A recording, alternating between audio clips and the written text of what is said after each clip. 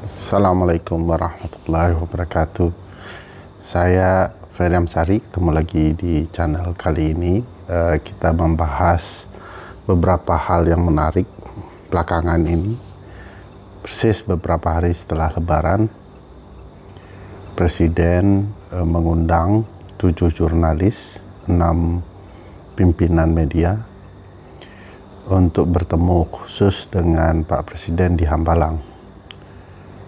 Pertemuan yang cukup penting, ya, membahas berbagai hal yang menurut saya tentu sebagai jurnalis sulit bagi mereka menolak perjumpaan itu, walaupun secara mentalitas idealisme jurnalis, perjumpaan itu seolah-olah mengkhianati beberapa faktor yang sangat penting. Misalnya tidak ditanya kenapa para jurnalis dipecat di beberapa media, juga beberapa isu yang berkaitan dan sangat relevan dengan media soal pemukulan jurnalis oleh aparat dan berbagai hal, termasuk kasus-kasus yang berkaitan dengan jurnalis yang melibatkan aparat. Bagi saya agak sayang kenapa tidak dieksplorasi oleh teman-teman jurnalis ini. Tapi sekali lagi bisa dimaklumi karena mereka jurnalis yang undang orang nomor 1, tentu akan ada soulnya para jurnalis untuk mau menerima untuk berdiskusi, walaupun beberapa hal yang sangat bagi saya sangat buruk, ya, karena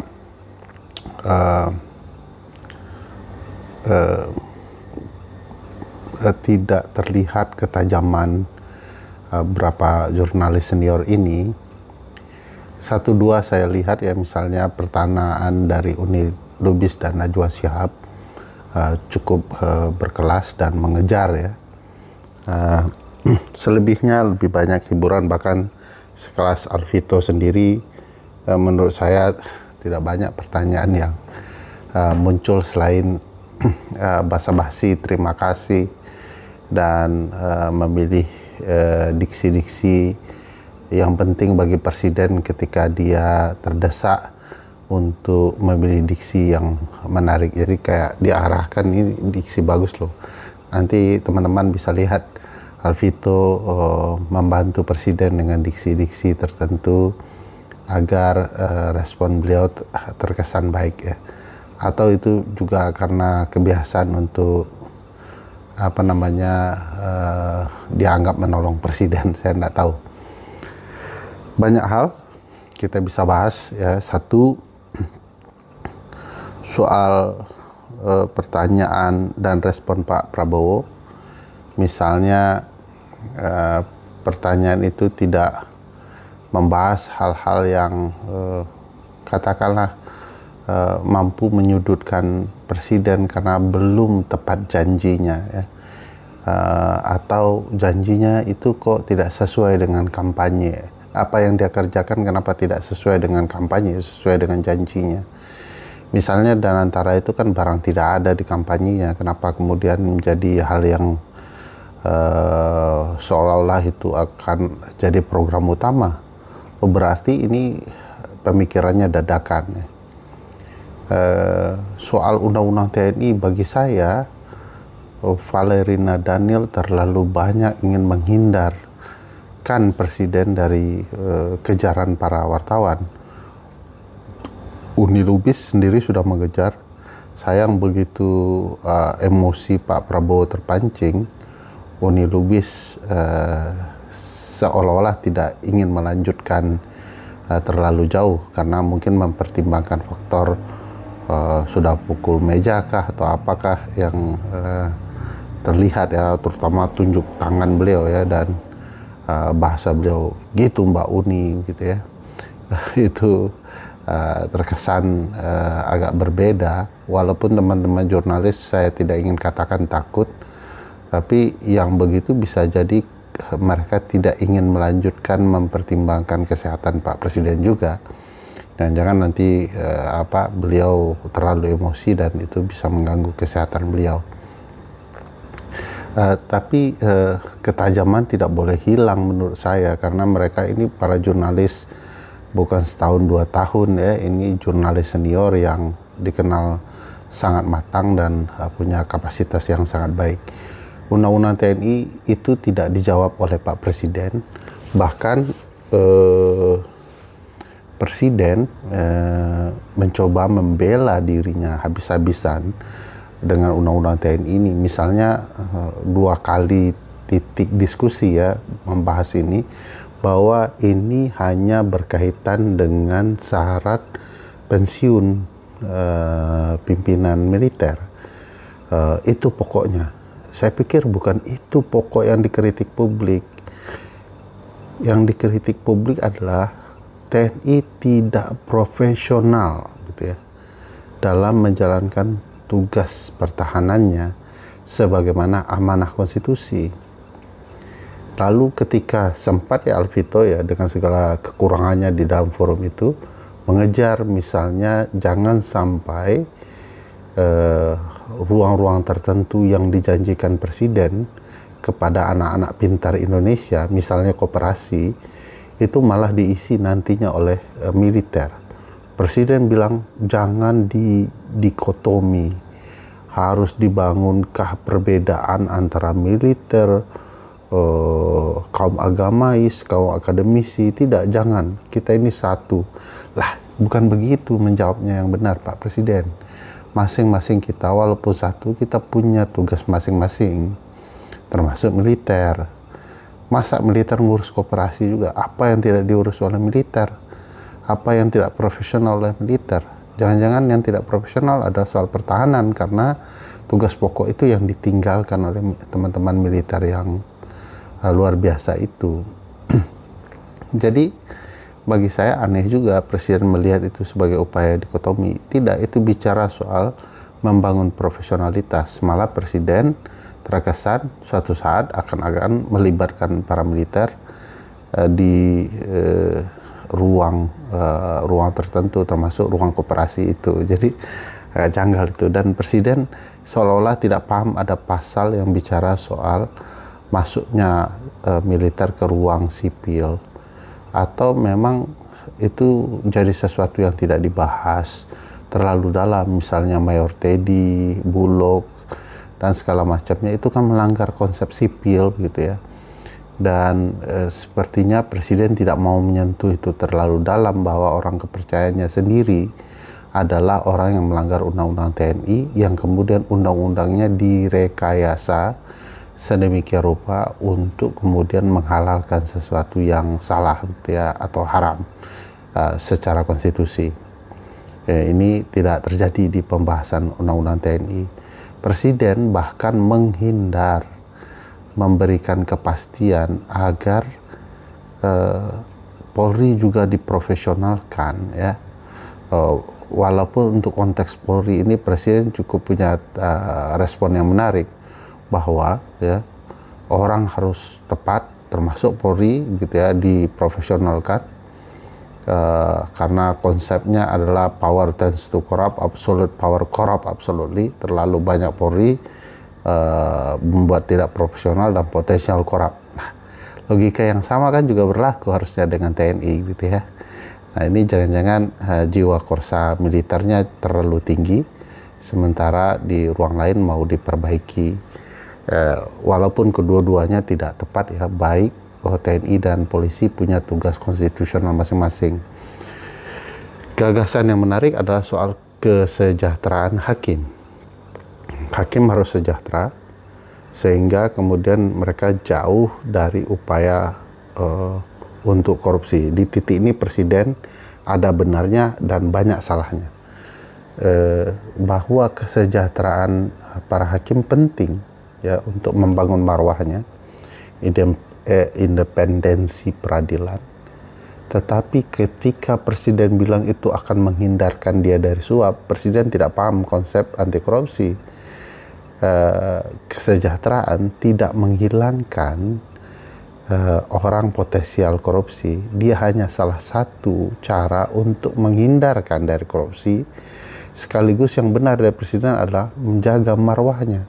Tidak mungkin seorang hakim yang memutus banyak hal tinggal di dalam rumah dinas yang bermasalah ya, tidak bagus, kotor ya, sulit dirawat, dan mereka sulit berobat, anak-anaknya sulit sekolah, makannya harus berhemat dan segala macam,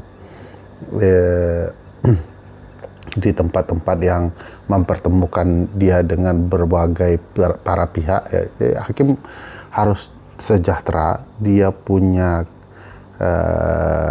marwah sendiri ya, dia tidak berbaur dengan banyak publik, agar kemudian tidak terjadi berbagai transaksi yang tidak diinginkan. Itu gagasan benar. Tapi apakah kesejahteraan hakim otomatis menghilangkan dia jadi korupsi? Tidak. Itu harus betul-betul integritas, orang yang dipilih tepat, lalu sistemnya menjaga integritas itu, lalu ada penjeraan ya, agar kemudian orang atau hakim-hakim yang lain tidak mengikuti perangai dan tingkah laku korupsi ini. Ini Pak Prabowo harus membenarkan track ini. Kalau soal gagasan kesejahteraan, bagi saya dukung, karena itu poin yang penting. Jangan sampai hakim harus basah-basah kena hujan karena tidak punya mobil, sehingga di ruang sidang dia agak basah atau demam gitu ya. Nah, ini kan harus dipikirkan. Tapi kalau hakim nanti punya mobil mewah, wah itu sulit juga itu ya. Tapi yang sepatutnya yang menjaga marwahnya itu gagasannya benar. Nah, hal yang sama sebenarnya juga berlaku di TNI dan Polri ya, yang memastikan marwah mereka. Masa orang sudah habis-habisan nyawa untuk kepentingan perlindungan warga dan negara, ya, pertahanan dan keamanan, kesejahteraannya buruk ya. Presiden mestinya membangun standar kesejahteraan bagi aparat yang harus dipenuhi. Ada bagusnya juga soal perumahan hakim kan. Nah, itu rumahnya seperti apa? Kalau terjadi ya, ada kesejahteraan rumah bagi hakim ya, rumah jaminan yang baik sehingga mereka terjaga marwahnya gitu ya, fasilitas hidupnya baik sehingga tidak ada keributan di rumah tangga soal itu. Bagi saya itu akan jadi keberhasilan Pak Prabowo. Tapi kebanyakan analisa kita melihat jawaban Pak Prabowo dangkal sekali, pendek sekali. Tidak ada mekanisme terstruktur yang menjelaskan itu akan mampu dipenuhi dengan baik. Tapi kita doakan dia bisalah mencapai atau memenuhi hal tersebut. Yang menarik adalah selain itu adalah soal Danantara.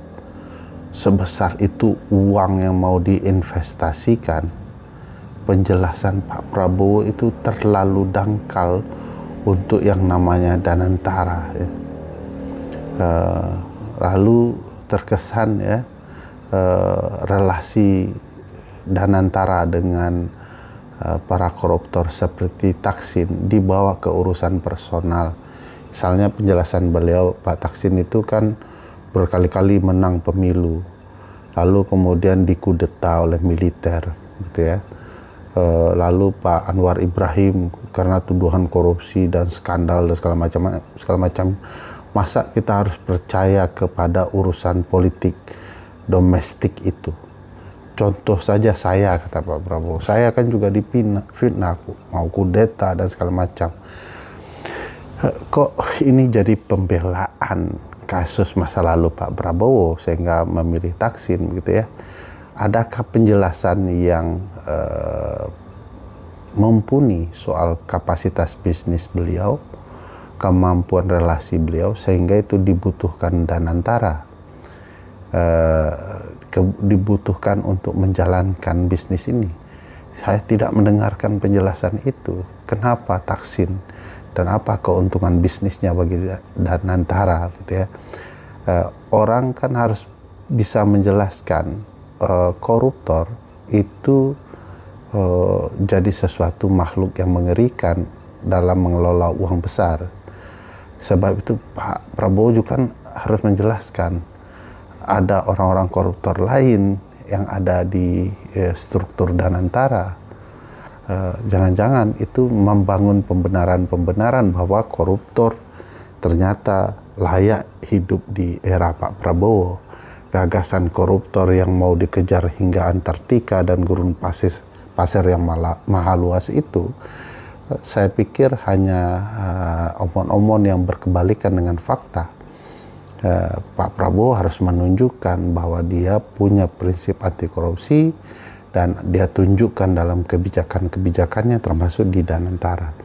Ini urusan teman-teman ekonomi lah ya, yang bisa menjelaskan kenapa gagasan Danantara kok kerdil sekali.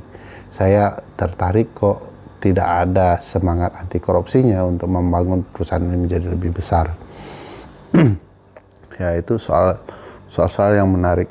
Soal MBG juga terkesan Pak Prabowo apa-apaan ini pembahasannya ya, soal stunting, soal bagian dari demokrasi adalah makan bergizi gratis begitu. Tetapi ibu bapaknya di PHK, angka PHK tinggi dan segala macam tidak disentuh oleh teman-teman, dipertanyakan, dikejar, dibidas karena banyak sekali kelemahan di makan bergizi gratis itu. Pelaksananya praktik berbelatung, kelibatan aparat dalam bisnis ini, bagaimana kemudian ada yang keracunan, itu tidak dibahas, tidak disinggung. Padahal berkali-kali Farlina Daniel dan lain-lain bilang ini tidak diset, ini adalah independen, pertanyaan lepas. Anda tahu permainan buruk judi bola, sepak bola, mereka tidak mengatur semua pemain, mereka mengatur beberapa pemain. Saya tidak ingin menuduh macam-macam, tetapi untuk apa berkali-kali Anda mau mengatakan ini tidak diset? Cukup buktikan saja pertanyaan itu betul-betul pertanyaan senior jurnalis, tajam luar biasa, sehingga orang menilai memang ini bukan rekayasa. Kalau kita lihat 3 jam muter-muter, tidak ada gambaran yang baik dalam penjelasan Pak Prabowo, menurut saya nggak ada salahnya juga orang menuding ini cuman rekayasa, pembenaran berbagai hal. Tidak kekuatan yang bisa diharapkan sebagai pilar keempat demokrasi. Para jurnalis memberikan pagar-pagar penting agar pemerintah tidak macam-macam karena jurnalis akan mengoreksi mereka. Itu banyak sekali ya yang dibahas, pertanyaan-pertanyaan ini. Saya tidak ingin membahas Bang Lalu, lalu ada pimpinan SCTV yang bertanya, menurut saya tidak terlalu kuat begitu ya. Bang Lalu apalagi bertanya soal Timnas. Kenapa pertanyaan Timnas di akhir? Dalam strategi bertanya, menurut saya ada juga yang menarik. Kalau forum diskusi itu tidak terlalu baik direspon oleh publik, setidaknya di bagian akhir soal sepak bola itu akan menjadi membuat enak diskusi ya. Wah, orang siapa yang tidak suka Timnas ya? Wah, kalau Pak Prabowo meresponnya dengan baik, tentu akan ada orang-orang yang sudahlah lupakan pertanyaan-pertanyaan tidak berkualitas sebelumnya. Sekarang Pak Prabowo mendukung Timnas dan berhasil dan segala macam, dan itu titik singgung yang menarik. Padahal menurut saya di saat yang sangat penting ini pertanyaan seperti itu tidak perlu ada, atau setidak-tidaknya untuk pembukaan agar tidak terjadi kekerasan atau debat yang sengit. Mungkin itu dimulai dengan pertanyaan ringan seperti itu, tidak ada soal. Tapi sekali lagi saya tidak ingin mengatakan bahwa teman-teman jurnalis tidak pada tempatnya. Mereka sebagai jurnalis oke, tapi saya tidak terlalu yakin ini istana tidak terlibat dalam setting berbagai orang yang akan bertanya. Mbak Najwa Shihab menurut saya cukup keras, cukup tajam mengejar tetapi Mbak Valerina secara tidak fair ya, di titik tertentu terlalu cepat untuk membatasi agar berakhir. Padahal harusnya dibuka sesi yang agak tajam kepada Pak Prabowo melalui pertanyaan Mbak Nana untuk menjelaskan memang ini tidak disetting. Tapi kan permainan bola yang atau olahraga yang disetting itu adalah mengendalikan 1-2 pemain, menempatkan pemain-pemain tertentu untuk agar alur bola bisa dikendalikan. Nah, tapi ya oke lah ya, itu terjadi. Timbul pertanyaan besar ketika Pak Prabowo menyatakan dia cukup terbuka, ingin diajak diskusi oleh siapa aja. Saya akan ajak orang-orang yang mensupport Indonesia gelap itu untuk diskusi. Gelapnya di mana ya. Saya yakin akan sulit ini ya, kalau memang tokoh-tokoh betul-betul Indonesia gelap diajak diskusi, karena saya kasihan dengan Pak Prabowo kalau tidak siap ya, dan kesiapan dalam berdiskusi adalah menerima dengan lapang dada pilihan-pilihan diksi, serangan pertanyaan dan respon yang ulet ya. Kalau saya diundang sebagaimana pertanyaan teman-teman media, saya tidak menginginkan ini ya, tidak berharap juga diundang oleh Pak Presiden, tapi pertanyaan teman-teman media kurang lebih kepada saya, kalau Anda diundang, kira-kira Anda mau? Saya ini Muslim ya, dalam ajaran agama saya, mengundang itu tidak wajib, tapi menerima undangan itu wajib. Nah ini dengan berbagai ulasan soal ini ya. Jadi kalau diundang ya kemungkinan besar saya datang. Tapi tentu saja saya harus memberikan syarat juga ya, supaya ini fair. Saya tidak mau dianggap sebagai orang yang pemilik gagasan Indonesia gelap sehingga layak diundang. Ini gagasan teman-teman mahasiswa, masyarakat sipil.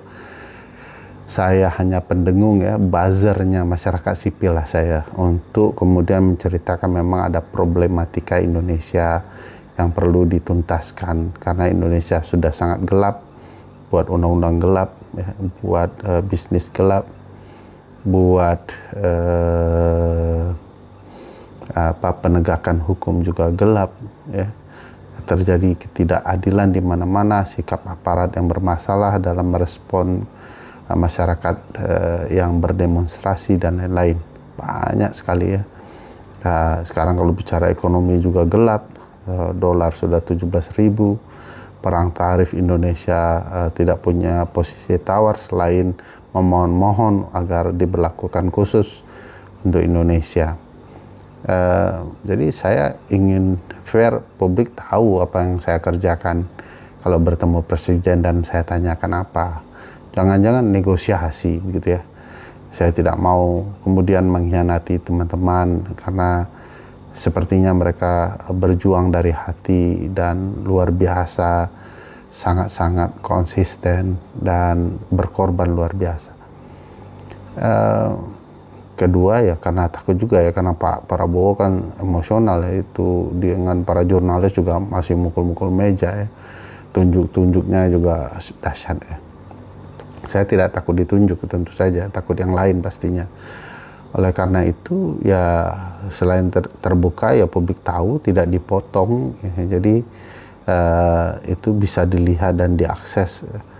Saya juga berharap punya ruang agar diliput oleh teman-teman channel YouTube saya, agar sampai saya meninggalkan ruangan, komunikasi itu bisa dilihat dengan baik oleh publik. Apa yang saya tanyakan, saya akan membidik presiden soal pembentukan undang-undang, di mana salah presiden soal pembahasan yang dikulik oleh Mbak Nana dan Mbak Uni Lubis, terutama soal partisipasi bermakna. Presiden menurut saya tidak paham itu. Beliau menghindar karena ada partai-partai perwakilan mereka. Itu bermasalah. bagi saya Presiden punya ruang yang sangat besar untuk merespon partisipasi bermakna, ya. Oleh karena itu saya akan bidik di sana. Mari kita berdebat, Pak. Bapak yang tidak paham atau saya yang tidak mengerti. Mari kita juga berdebat soal pembentukan undang-undang yang berkaitan dengan bisnis Danantara, ya. Undang-undang BUMN yang Bapak rubah yang melahirkan Danantara ini saya akan pertanyakan. Saya akan pertanyakan kenapa Anda yang paling bertanggung jawab untuk itu menurut undang-undang BUMN. Sementara struktur BUMN, aparat penegak hukumnya dimasukkan dalam struktur. Bagaimana mungkin aparat penegak hukum yang berada di bawah kuasa Anda, di bawah ketiak Anda, berani menghukum Anda kalau Anda adalah penanggung jawabnya. Jadi jangan-jangan undang-undang itu penghalalan terhadap tindakan korupsi, agar kemudian proyek-proyek seperti ini tidak diganggu aparat penegak hukum. Apalagi KPK juga masuk. KPK kok tolol begitu gitu ya. Anda tidak pahamkah konflik kepentingan gitu ya. Nah, ini problematika yang ingin saya tanyakan. Ketiga, soal MBG, militer, polisi, para pebisnis, bisa nggak diatur secara terbuka siapa saja yang menerima proyek Danantara, makan bergizi gratis ke Danantara lagi, MBG ini dibuat list yang bisa dilihat orang siapa saja, berapa jumlah proyek yang mereka terima, apa pengalaman mereka, profil lembaga mereka dibuka saja. Kalau Pak Prabowo kan suka ngomong retoris ya, kita harus menyehatkan gitu ya. Saya mau tanya, bagaimana mau sehat kalau kemudian targetnya terlalu luas tanpa tepat sasaran? Kenapa tidak ya kantin-kantin sekolah yang dimanfaatkan, ditingkatkan kualitasnya, orang yang sudah bergelut dari ekonomi bawah inilah yang sejahtera. Kalau ini kan bagi saya yang sejahtera adalah pemain-pemain yang memanfaatkan kantin-kantin sekolah dan kantin-kantin yang lain. Ya kita cek lah ya soal MBG ini bagaimanapun bermasalah. Saya ingin menanyakan itu. Dan yang paling penting soal orang-orang di lingkaran Presiden yang bermasalah, Mayor Teddy, Dasko, Luhut. Saya ingin tanya dan menjelaskan kelemahan mereka. Anda kalau mau jadi pemimpin yang baik, Pak Presiden, orang-orang ini dulu yang Anda akan benahi dan tertibkan. Saya pikir kalau Pak Presiden berhasil menertibkan orang-orang seperti ini, Indonesia akan jauh lebih baik, pemerintahan Anda akan jauh lebih baik. Tidak harus Mayor Teddy itu menjadi seskap ya, cukup jadi ajudan. Kayaknya minat beliau di sana ya, menjadi ajudan Anda. Seskap untuk kerja-kerja layaknya ajudan itu nggak tepat. Cari saja seskap yang lain, Mayor Teddy jadikan ajudan tetap Anda saja, yang kemudian bisa Anda perintahkan untuk ya kemudian ikut rapat seskap, mengatur kabinet dan lain-lain. Jadi penyelesaiannya gampang ya. Kenapa harus pokoknya harus seskap itu Mayor Teddy, sehingga kemudian Undang-Undang TNI dari awal sudah dilanggar dalam penyusunan kabinet, tiba-tiba direvisi agar kemudian Mayor Teddy bisa masuk. Itu poin yang tidak ditanya oleh teman-teman media untuk menjelaskan kok menghalalkan sesuatu yang haram. Mayor Teddy itu haram menjadi seskap, kok tiba-tiba kemudian dihalalkan, kemudian jadi letkol. Saya cukup menyesal juga ya mendengarkan 3 jam. Untuk memastikan saya ikut dan mendengarkan, hanya dua bagian tertentu yang saya skip karena tidak menarik betul ya. Tetapi bukti saya mengikuti dengan baik setiap rincian diskusi 3 jam 26 menit itu, 20-an menit itu, saya sudah jelaskan satu persatu dalam uraian di X saya, di akun X. Teman-teman bisa lihat saya bicara sampai akhir. Yang saya tidak bahas itu bagian penutup saja. Selebihnya saya bahas. ada satu dua yang saya bilang apa-apaan menarik saya lewatin gitu ya, tapi hampir semua pokok poin 3 jam itu saya ulas di X. Nah ini sekarang saya jawab, ayo Pak Prabowo, kalau mau terbuka diskusinya, saya akan bidas, saya akan tunjukkan salah Pak Jokowi di mana, salah Anda di mana, dan apa yang harus Anda lakukan kepada aparat penegak hukum agar hukum Indonesia menjadi lebih baik. Saya janjikan agak serius ya. Saya mau gambarkan kenapa Indonesia gelap itu dengan menjelaskan konstitusi bagaikan matahari, dan kenapa Indonesia gelap ketika kemudian apa yang diatur konstitusi itu tertutup tembok terlalu tinggi ya, dari pelanggaran undang-undang, pelanggaran konstitusi, undang-undang, pelanggaran penegakan hukum, korupsi, kolusi, nepotisme, sehingga kemudian cahaya matahari itu tidak tembus kepada Anda Pak Prabowo. Sehingga kalau Anda pun bangun pagi, Anda tertutup ruangan yang tidak menghasilkan cahaya matahari konstitusi. Saya akan jelaskan secara ilmiah analogi Indonesia gelap yang kami maksud. Terima kasih. Assalamualaikum.